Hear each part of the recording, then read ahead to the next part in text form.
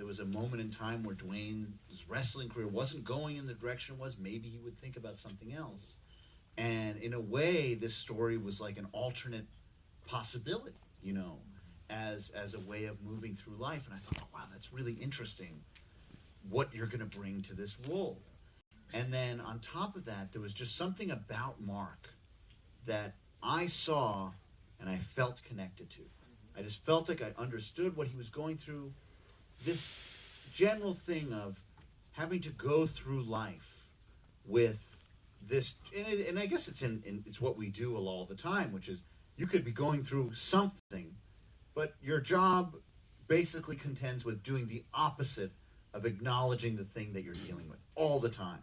So here's this person going through the world that way, what you just said.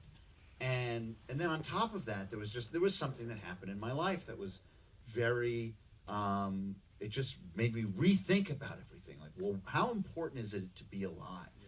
And then it was like, well, can you make a movie where you're as close to these people as possible?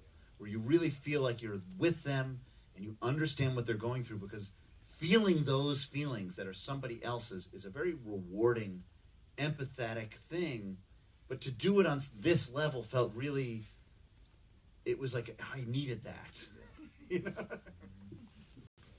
By 2019, I had watched Uncut Gems and fell in love with the film. I met with Benny, sent him this documentary, and in addition to what Benny had just said, it could have been an alternate life for me at one time. My career in 1996, 97 wasn't working out in the way that I had hoped. And I considered a move to MMA because at that time in Japan, as you guys saw, they were paying to us, wrestlers and fighters, a lot of money.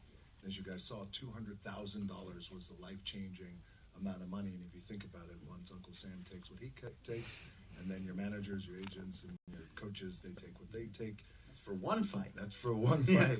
But that's the big one. You're not left with that much. And then something else happened, which was over the years, I began to lose my friends who were these fighters and these wrestlers. And there was a real epidemic. You guys may remember, you might not, or you might not be familiar with it, but there was a real epidemic in our world of professional wrestling and MMA back in the late 90s as it got into the 2000s, where there were a lot of deaths that happened. And I lost a lot of friends. And I lost 15 total to addiction and to suicide. They were all fighters and all wrestlers. And we've had so many talks about this. And